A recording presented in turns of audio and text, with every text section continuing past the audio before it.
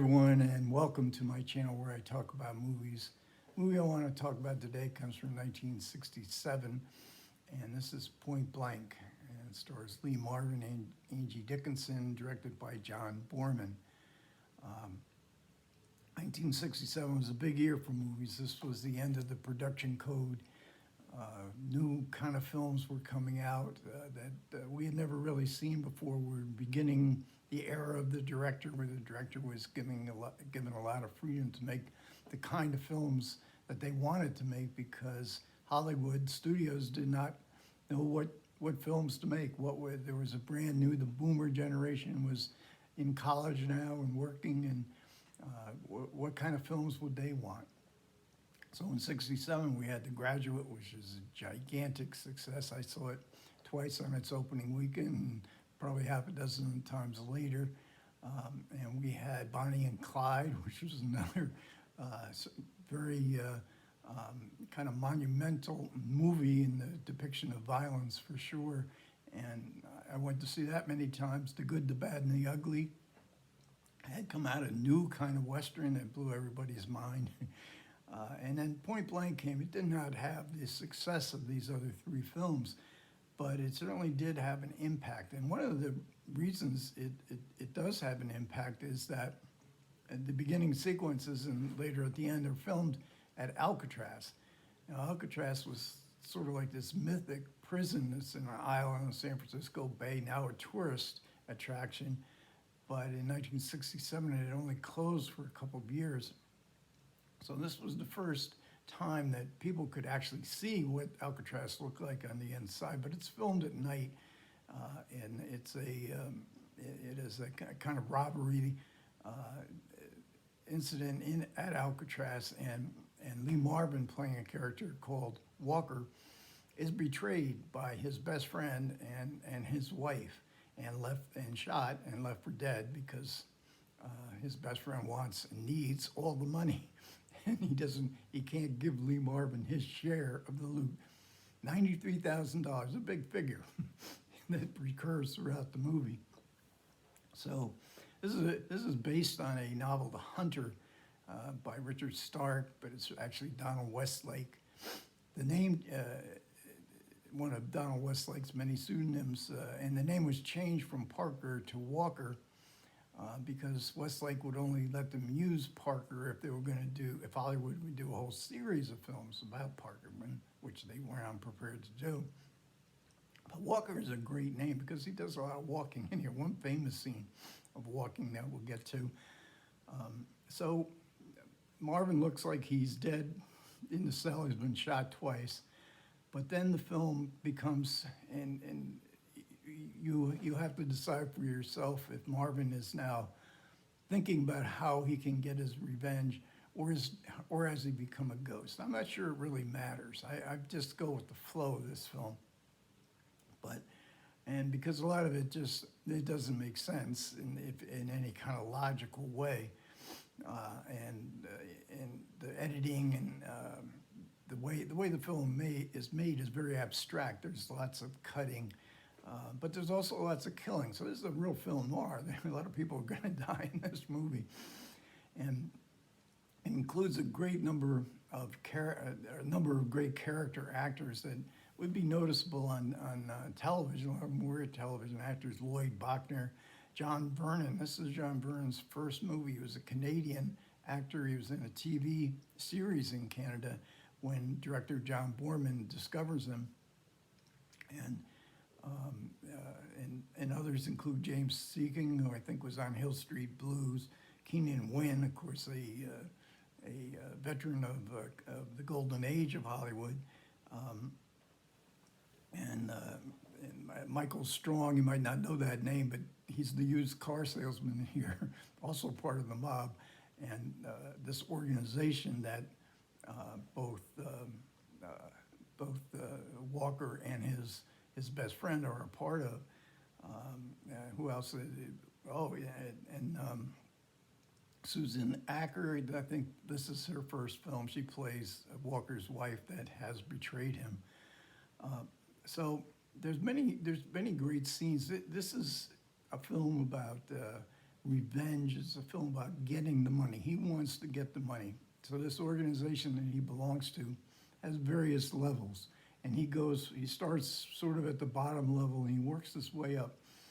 No one will give him the money. And this is where the action scenes come in. There's quite a few good ones here.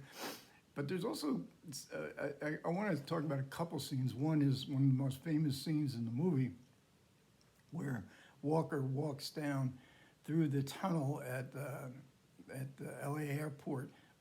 It's been used in other movies as well, where all the murals along the way, but we hear his walking, his steps are very loud, and then they're intercut with scenes that are about to happen.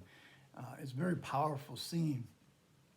And then we start in San Francisco, we go to LA, and boy, they use some great LA locations here, including the LA River Basin, the sort of like the runoff, which was also used, John Boorman said it was never used before in his commentary. It's a great commentary here. But I believe this was the same location that they used for them about 10 or 12 years ago, where the giant ants go into the LA tunnel at the end of the film. This is a great sequence, very well staged. And then there's another scene that I just want to talk about a little bit, is a scene between Angie Dickinson, who is terrific in this film. This is a really good role for Angie Dickinson. She is the sister-in-law of Walker. And they have a rather turbulent relationship. She does eventually agree to help him as he's climbing the ladder to get to the top, because nobody will give him his $93,000. She gets angry at him, and she gives a hurting on Lee Marvin that has to be seen to be believed. Marvin is, as his character Walker, he is sort of unworldly. He's very laconic. He goes through this movie as if he is an avenging ghost. So in the scene when Angie Dickinson gets mad at him, she just pounds on his chest and hits him. And I mean, she's really laying into him, and he just stands there stolidly. And then she falls to the floor exhausted. But in real life, Angie Dickinson did not like Lee Marvin, because a couple films before they had been in a film, I think in '64, The Killers. Which also starred Ronald Reagan. And there was a scene where he dangles, Lee Marvin dangles Angie Dickinson over a ledge, and she thought he went way too far. And she was very angry with him, and she never really forgave him. So you can see this scene in a number of ways. You can see the character itself. You can see her standing in for all the characters, all the female characters that Lee Marvin had done wrong, including like Gloria Graham in The Big Heat when he throws the coffee in her face. And you can see it from the intensity of it from her own dislike of Lee Marvin. He just stands there and takes it. He was, according to John Boorman in the commentary, he was really bruised from it, but he thought it was a great scene. And that's all he was really, that's what he was interested in. Lee Marvin is very big. It's a very big part of this movie. He had just won the Academy Award for Cat Ballou. He was now a movie star, and he got script control. He got casting control of this movie, but he signed it all over to Boorman. This was Boorman's movie, and they developed a really good friendship, and they made another film. Their next film was Hell in the Pacific with Toshiro Mifune, a very good film that needs more recognition. So then at the end of the film, as Walker makes his way to the top level is an actor played by, or is a part played by Carol O'Connor. So Carol O'Connor had been, as these other character actors, had been in supporting roles in other movies. But O'Connor pretty much, I mean, he gives such an unusual performance.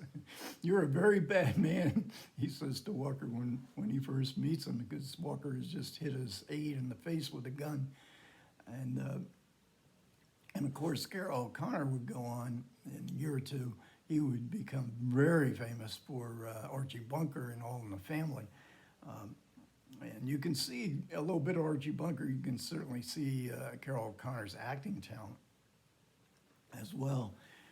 And this, in getting to the aesthetic look of this film, it's very fractured editing, Alan Rene, and new wave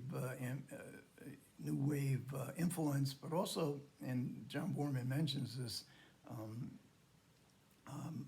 Red Desert by Antonioni, and the way Antonioni would paint the trees and the grass green, and Boorman was doing this here. He was, because this film has like a color palette. It opens very monochromatically in the Alcatraz night scenes, which are absolutely fantastic in Dolby Vision, particularly, and then it changes colors. It goes to green, brown, it goes to yellow.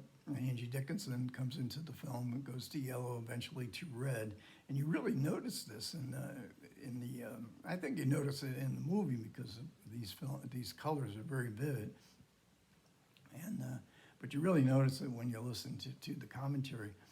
So we have this color palette as far as the aesthetics go. This fractured editing. The cinematography by Philip Lathrop is just gorgeous. I mean, Lathrop was a real veteran. Boorman said Lathrop just told him, "Tell me what you want me to do, and I'll do it." This was MGM. Boorman was, on his only second film, was working with veterans of MGM that went back to the 1930s. In fact, the editor of Point Blank, she worked on Gone with the Wind. And when the studio heads first saw the print of Point Blank, they were saying, well, we got to change this, we got to change that. And the editor, who had quite a bit of power and influence, stood up and said, no, you can't change anything in this film, or it'd be over my dead body. Well, that sealed the deal. So the film was released exactly as John Boorman wanted it to be. And as part of the aesthetics too is the music by Johnny Mandel.